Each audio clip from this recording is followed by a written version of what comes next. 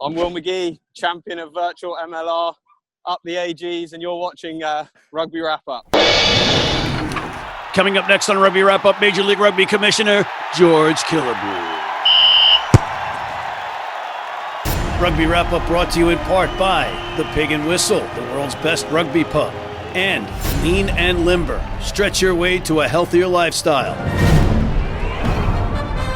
Hey everybody, and welcome to Rugby Wrap Up. Matt McCarthy in Midtown Manhattan, talking rugby, talking Major League Rugby, and we have a big fish for you today. We have none other than the Commissioner of Major League Rugby, Mr. George Killebrew. George, welcome. Thank you, Matt. Glad to be here. George, let's get to some of the tough stuff first, and then we'll get to Major League Rugby. But I want to familiarize folks with who you are somewhat. So 27 years, is that right, with the NBA's Dallas Mavericks? That's correct. Now, I started when I was 14. No, I'm just kidding. It makes me sound really old. But, yeah, that is correct. 27 years at the Mavs. Got there in 91, left last year. But, yeah, great run with 3 different owners. The last 20 years with Mark Cuban. All right. You go from the most professional landscape in professional sports, the NBA, which is just a juggernaut, to the not so professional landscape of professional rugby in the United States. What was that like for you? You know, it's been great. I mean, you know, honestly, Mark was one of the people that kind of pushed me towards this because, you know, rugby has such a great opportunity in North America. It just hasn't arrived yet, as we know. And he's the one that said, hey, if you want to challenge, you know, if you really want to work hard, you need to take this commissioner's job because we don't realize how easy we have it sometimes in the big 4 leagues that have all the resources that you need to be successful. But, you know, this has been great. It's a great ownership group of very determined gentlemen that want to make this sport, you know, really relevant and resonate in this country and in North America. So what you're saying is Cuban threw you under the bus. He said, if you really want to work hard, not like I didn't work hard before, but, you know, he played rugby at Indiana University. He's a big fan. He's been following Major League Rugby. He said it's heavy lifting, but I think you're the right guy for the job. So here we are today. All right. So if we're going to talk about the Mavs briefly, and I think we should, I got to ask, were you part of that group that decided to start planning the victory parade in 2006, lighting a fire under Shaquille O'Neal's butt? I was not. I was in the meetings. You know, those were driven by the city of Dallas because if you recall, when the Cowboys won a Super Bowl, there was basically a riot in the city, and the city lost control over the parade route. So really it was driven by the city and then leaked out through a city staffer. So we pleaded you know, we were the innocent party in that one, but we were kind of victim to the city trying to overplan a little bit. I remember it as revisionist history, right? Where you recall, you know, I just see Shaquille holding it up on his hands and just tear it and say, we're going to win, right? After being down 0-2. Well, you look at the history of sports and the ability to go back in 2011 against the same team that they beat us on our home court in Game 6 in Dallas in 2006. We went up there in 2011 and beat them on their home court in 2006. I mean, that's a rare opportunity in sports to kind of get that retribution. Yeah, and at that point, Dirk was no spring chicken, and you had the spring chickens on the other team with LeBron and Wade and Bosh. Yeah, I think a lot of people thought that our 2006 team was better than their 2016 and vice versa in 2011. But, hey, that's why you play the games, and we learned a lot in 2006 the hard way, you know, but we were able to, you know, come back in 2011 and bring it home. Prior to that, my crack research staff here at Rugby Wrap Up tells me that you were as an SMU grad, and if I'm not mistaken, you went to school at the time of the Pony Express with Eric Dickerson and Craig James. I did. Yeah, I was very fortunate. You know, I grew up in Hawaii, so I didn't really have a huge appreciation for college football, but I get to the SMU campus, and basically in my 4 years as an undergrad, I think we lost a total of 5 or 6 total games. So I just thought that's the way college football worked, and we'd go and watch them, you know, and we'd watch Dickerson and James just absolutely destroy pretty much everybody SMU played. So it was a very good awakening to my appreciation of college football. All right. So from the Shirley MacLaine department of reincarnation, when I'm reincarnated, I want to come back as you, because this life that you're leading right now is pretty good. Hawaii, SMU with the Pony Express, 27 years with the Mavericks, 2 finals appearances. You got the one after the 5 years, right? And now you're here, commissioner of Major League Rugby. I got to ask you right away, who's your favorite Major League Rugby team? Well, I can't say that. Sure you can. It's just like your children. You have to love them all equally. You don't think there's a conflict of interest because you got a team in Texas named after a drink, the Austin Gilgronis, and your last name could be construed as a drinking activity, Killebrew.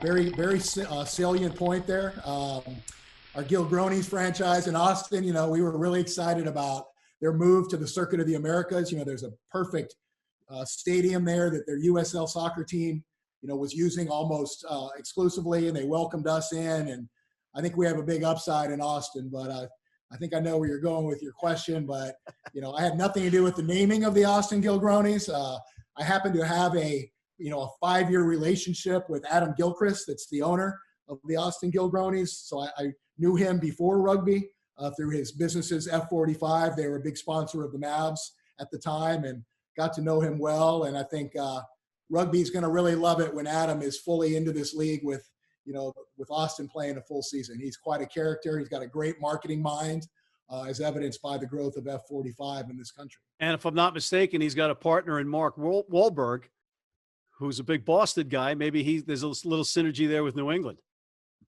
I don't know about that, but he did bring Mark Wahlberg into F45. He's kind of whispered in my ear that if I thought that was big news, he has 2 or 3 others coming of a similar profile. So let's hope. We got to get back to where we get through this virus and all our gyms are back open again. Like, that's a kind of an important thing in the growth process there. But Adam's a great marketer, and he's a great owner in this league. You mentioned the virus. We all wanted rugby to go viral, right? But not in this way, unfortunately.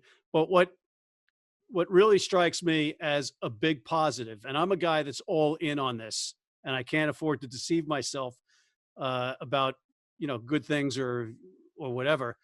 The fact that you guys have made the power move to pay out the contracts in full for the season is really, really something good. Yeah, I mean, that's a testament to our board of governors, right? Like, that's not a commissioner type of thing where you just rule. When we talked about it, and almost to a man, they wanted to do that. We wanted to get our international players home before they couldn't get home. And we wanted them, once they got home, to be able to tell all their mates at all their rugby clubs around the world that they were treated properly by Major League Rugby. And that goes for our American players as well. So, I think it was the right thing to do. It was a lot of money, but I think the owners made a great decision. That's one thing that I've taken away from talking to players, is that they are telling other players exactly that. This league, hey, they're for real. The salaries might not be the largest on the planet out of the gate, but they did take care of us. And that's worth its weight in gold marketing wise. And I, getting back to the marketing aspect and the Gilgronis, I loved the fact that they came out with that name and the new ownership, because they took a left for dead franchise and had all of us talking about it. Yeah, that's a great point, Matt. When I first got hired, Austin was our biggest problem. They were just not performing on the pitch or off the pitch. And I knew when I talked to Adam about buying them that he would inject his own personality into it. What got, and it was probably one of the biggest thing that ever trended on Twitter about Major League Rugby when they came out with the announcement that they were changing the name to the Gilgronis. Also in that press release were some other very cool things that Adam, agreed to do. And some of which are, they agreed to sponsor all the under 21 and under 19 rugby clubs in Austin. They agreed to pay all the youth dues for all the youth players in Austin. So they had a really great community platform that, unfortunately, since we only got into 5 weeks of matches, hasn't really blossomed yet. But, underneath the change of name was 5 or 6 things that they were planning to do as a franchise that were really, really powerful and really great stuff. You've got different partnerships. You've got some that are owned by a few people or one or two people, and then you've got other groups that are owned by a lot, juggling personalities, the diversity. This is not England. It's not Ireland. It's not New Zealand. It's not France, where you could take all of those countries and fit them in just a section of the United States. This is a vast country geographically and geopolitically, really. This is not an easy task for you. Yeah, and it's something new for me as well. I didn't really, when I worked for Mark Cuban, like that's who I answered to 24/7, 365. And to have 12 on its way to 14 bosses is a little different. But, what I like about this group is they are very determined.